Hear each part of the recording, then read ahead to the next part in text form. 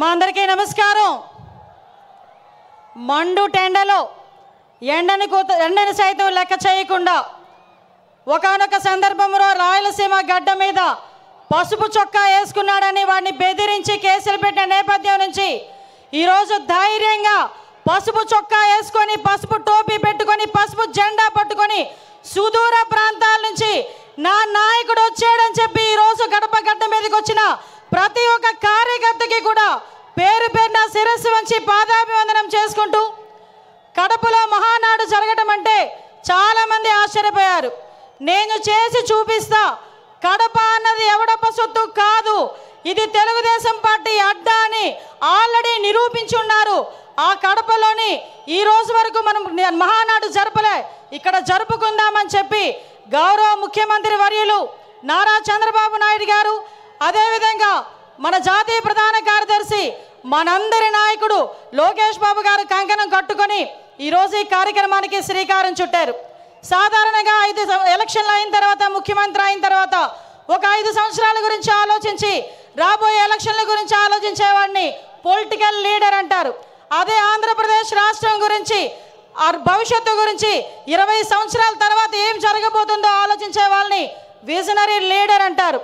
అదే visionary leader మన ఎదురుగా కనిపిస్తున్న 6 అడుగుల మన చంద్రబాబు నాయుడు గారు మన తెలుగుదేశం పార్టీకి నిలువెత్తు రూపంగా ఈరోజు మనం భావించుకోవాలి.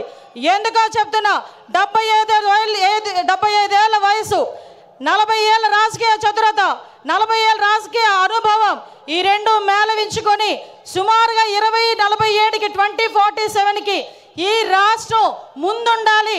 ప్రపంచంలోనే మొట్టమొదటి స్థానంలో ఆంధ్రప్రదేశ్ రాష్ట్రం ఉండాలి.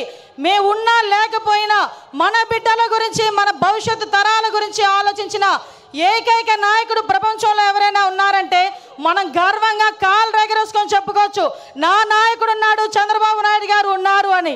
ఆ చంద్రబాబు నాయుడు గారికి వేదిక సాక్షిగా నమస్కారాలు, ధన్యవాదాలు తెలియజేసుకుంటూ, ఈరోజు గత 5 సంవత్సరాలు కూడా వ్యవస్థలని నిర్వీర్యమైపోయి ఉపాధి అవకాశాలు లేక, ఉద్యోగ అవకాశాలు లేక మొత్తం యువత అంతా కూడా తప్పుదారి పట్టి, గాంజా మార్గాన్ని బట్టి ఉపాధి అవకాశాలు లేక అల్లాడుతుంటే ఆ యువతకి ఒక మార్గదర్శకం ఇవ్వాలి అని చెప్పి ఆ రోజుల్లో రౌడీ రాజకీయాలు జరిగే పరిస్థితుల్లో, సైకోల్ పాలన పరిపాలించే పరిస్థితుల్లో ఆ రోజు ఒక్కగానొక్క బిడ్డ ఈరోజు రోడ్డు మీదకి వచ్చి అవమానాలు ఎదుర్కొన్నాడు, అపహేళనలు ఎదుర్కొన్నాడు. ఒక పక్క తల్లిని అవమానించారు, ఒక పక్క తండ్రిని జైలుకి పంపించారు.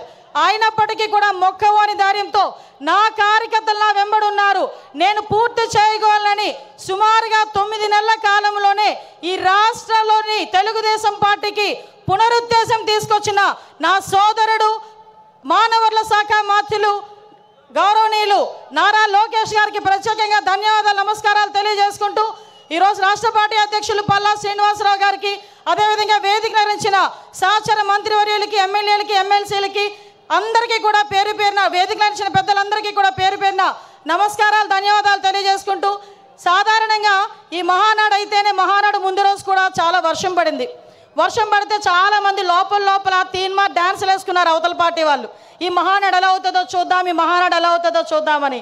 ఒక్కటి మాత్రం నిజం, ఆ మహానుభావుడు చంద్రబాబు నాయుడు గారి సంకల్ప బలం ముందు అన్నిది కూడా దిగదుడిపోయి, ప్రకృతి కూడా ఈరోజు మనకి సహకరించి 3 గంటల టైంలో ఇంత చల్లగా మనందరినీ కూడా ఇక్కడ ఆశీర్వదించిందంటే ప్రకృతి, ఈరోజు ఇది కూడా ఒక శుభ సూచకంగా దేవుని స్క్రిప్ట్ కింద భావించాల్సిన పరిస్థితి. గత 5 సంవత్సరాలు చూసాం, విధ్వంసంతో స్టార్ట్ అయింది, ప్రజావేదిక విధ్వంసంతో స్టార్ట్ అయింది, అనేక కేసులు పెట్టించుకున్నాం, అనేక రకాల జైళ్ళకి వెళ్ళాం, అభివృద్ధిలో శూన్యమైపోయింది, 20 సంవత్సరాలు వెనక్కి వెళ్ళింది. అభివృద్ధిలో ఎందుకు ముందుకు రాలేకపోయింది అంటే శాంతి భద్రతల మీద వాళ్ళకి పట్టు లేక, కనీసం వాళ్ళ భద్రత మీద వాళ్ళు కనీసం శ్రద్ధ చూపకపోవడం వల్ల ఈరోజు మళ్ళీ అదే శాంతి భద్రతల మీద, భద్రత మీద శ్రద్ధ చూపించారు. కాబట్టి మన నాయకుడి మీద నా నమ్మకంతో ఈరోజు అనేకమైన కంపెనీలు ఈరోజు వస్తున్నాయి. ఇంతకుముందు రాయలసీమ గురించి, ఫ్యాక్షనిజం గురించి మాట్లాడుకునే పరిస్థితి నుంచి ఈరోజు ఉపాధి అవకాశాలు, ఫ్యాక్షన్లోని చాలామంది ప్రాణాలు కోల్పోతూ ఉంటే అటువంటి వాళ్ళు ప్రాణాలు కోల్పోకూడదని ఫ్యాక్షనిజాన్ని సమూలంగా ఆ రోజు నాశనం చేసి ఈరోజు అదే కత్తి పట్టిన చేత్తోనే ఉపాధి అవకాశాలు కల్పించిన పరిస్థితి. ఈరోజు రాయలసీమలో ఉన్న ప్రతి మహిళ కూడా ఇంట్లోని చంద్రబాబు నాయుడు గారు బొమ్మ పెట్టుకోవాలి. ఎందుకనంటే ఏ రోజైనా కత్తి పట్టిన మగవాడు బయటికి వెళ్తే మళ్ళీ తిరిగి ప్రాణాలతో వస్తాడో రాడో తెలియని పరిస్థితి నుంచి ఈ రోజు నా భర్త క్షేమంగా వస్తాడు, తిరిగి డబ్బులు తీసుకొని వస్తాడని ధైర్యంగా ఉండే పరిస్థితిని ఈరోజు తీసుకొచ్చాం. ఇంతకుముందు రాయలసీమ అంటే మనకి చేతిలో కత్తులు, కటార్లు, బాంబులు వినిపించేవి. కానీ ఈరోజు రాయలసీమ అంటే ఒక కియా, రాయలసీమ అంటే ఒక శ్రీ సిటీ, రాయలసీమ అంటే ఒక హీరో కంపెనీ, ఇలాంటి కంపెనీలు అనేకం కనిపించే పరిస్థితి ఈరోజు మనందరికీ కూడా కనిపించే పరిస్థితి కనిపిస్తూ ఉంది. నేను ఒకటే చెప్తున్నా, నిన్న ఒకే ఒక విషయం చెప్పి ముగిస్తా. పెద్దలందరూ ఉన్నారు.